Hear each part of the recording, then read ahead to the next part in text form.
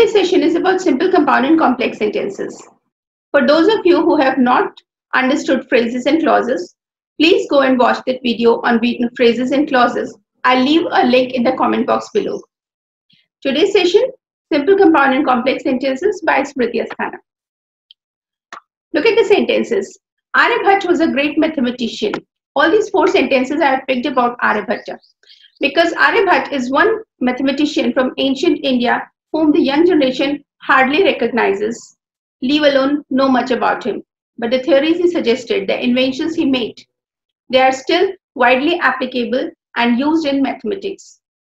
So, the first sentence, Aryabhatta was a great mathematician. This is a simple sentence which has a subject and a predicate.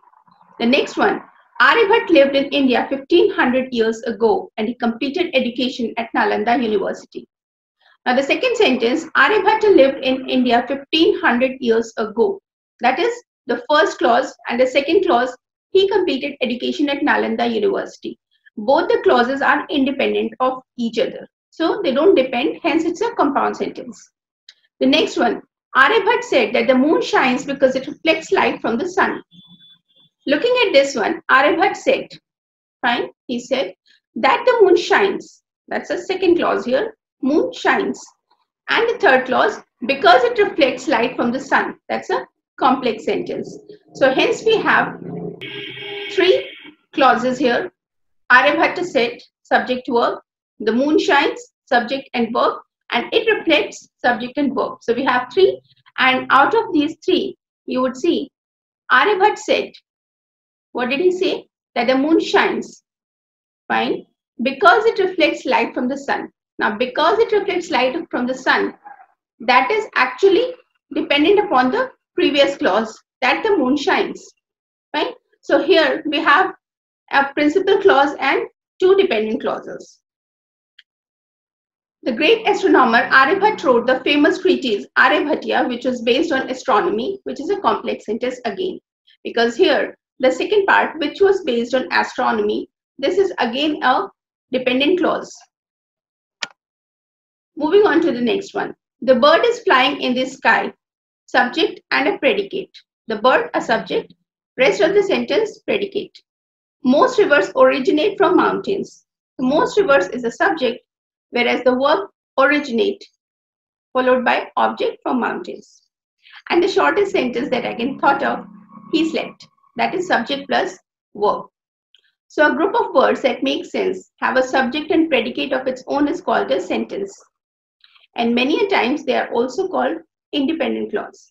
Now remember this, that every sentence in itself is an independent clause, because the rest of the 2 compound and complex sentences we will understand only by the use of clauses and by identifying them. Look at the compound sentence. He had a very sharp brain and his dedication led him to solve the mysteries of the solar system. Now the first clause here is, he had a very sharp brain. And the second clause, and his dedication led him to solve the mysteries of the solar system. So the 2 clauses in the above sentence, first one, he had a very sharp brain has a subject he, and had a very sharp brain independent, and that is the predicate. It's an independent clause. If you put a full stop, it really makes sense. You don't need to ask any questions further. His dedication led him to solve the mysteries of solar system. Now, this is again an independent clause, since his dedication is the subject here and the remaining part in blue is the predicate. So this is a compound sentence with 2 independent clauses. Moving on to the next one. Laughter is an immune booster as it triggers the release of endorphins. The 2 clauses here are, laughter is an immune booster. That's the first clause. Again, it's an independent clause. If you put a full stop, yes, agreeable. Laughter is an immune booster. Second one, it triggers the release of endorphins. It triggers the release of endorphins is again an independent clause. A sentence made up of 2 or more coordinate clauses is called a compound sentence. Remember, if you have done conjunctions, you must have learned about coordinating conjunctions and subordinating conjunctions. So compound sentences are made up of coordinating conjunctions. Now let's look at the transformation from simple sentence to a compound sentence. The day is cloudy with strong winds blowing. I changed this into two clauses. The day is cloudy and strong winds are blowing. Second one, a simple sentence. The maid, having completed the work, returned home. The maid completed the work and she returned home. So we have again divided the sentence in such a way that it has got two clauses. The first part, the maid completed the work, whereas maid is the subject and completed the work, the predicate. The second part, she returned home, where she is a subject and return is the work or the return home, the predicate. Third sentence, you must leave now. You will miss the flight. It's a combination. It has got two sentences, two simple sentences, which we are going to join and turn them into a compound sentence. You must leave now or you will miss the flight. Again, both the parts have their own subject and predicates. You can't have a burger, you can't have a pizza. Again, there are two sentences. Joining them together, you can neither have burger nor pizza. So here we have joined the sentence by neither nor. Such sentences are called compound sentences. The next one, complex sentences. I don't know if he knows swimming. I don't know if he knows swimming. The above sentence has two clauses. I don't know. If I put a period after that, I don't know means I don't know, simple.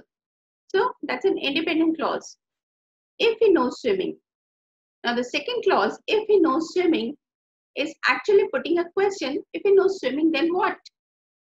I mean, are you going to ask him to swim? Or are you going to help him rescue somebody? Or what? But when you read it completely, I don't know if he knows swimming, that is when you get the full meaning of the sentence or the full essence of the sentence. Hence the second clause, if he knows swimming, is a dependent clause. Another example. They returned after the party was over. Again, the two parts, they returned, independent clause. After the party was over is a dependent clause. In both the clauses, you would see there is a subject and a predicate. They returned, the party was over. The party, subject, and was over, predicate. Looking at both of them, if I put a period after returned, they returned. The statement is simple, they returned, period. It has its complete meaning. It explains itself. After the party was over. Well, what after the party was over? So, the second one is a dependent clause. So, they returned after the party was over. A sentence consisting of a principal clause and one or more dependent clauses is called a complex sentence. And these complex sentences are generally joined or connected with a subordinate conjunction. Transformation of compound to complex sentences. The sun set and the birds returned to their nests. Changing this compound sentence into a complex one. After the sunset, the birds returned to their nests. So instead of and, I joined it using after. So after the sunset, the birds returned to their nests. Another compound sentence. Ria finished her meal and mother gave her an ice cream. Ria finished her meal. Thereafter, mother gave her an ice cream. So instead of and, we change it with thereafter. Now if we look at the sentence, Ria finished her meal. That's the first clause. And the second clause, thereafter, mother gave her an ice cream. So if you only read the second part of the clause, the second clause, that is thereafter, mother gave her an ice cream. After what? That's the question it raises, which is answered only when you read the first part, that Ria finished her meal. Hence, it's a complex sentence where Ria finished her meal is a full-blown independent clause, whereas the second one, thereafter mother gave her an ice cream, is a dependent clause. Another compound sentence. Follow your exercise and health will follow you. If you follow your exercise, health will follow you. Now, using an if instead of and we change the compound to complex sentence. Last one. Hurry up or we will miss the opening of the show. If you don't hurry up, we will miss the opening of the show. again using an if instead of or. So just look at the sentences. You will find that each of these, like the first one, after the sunset, the birds return to their nests.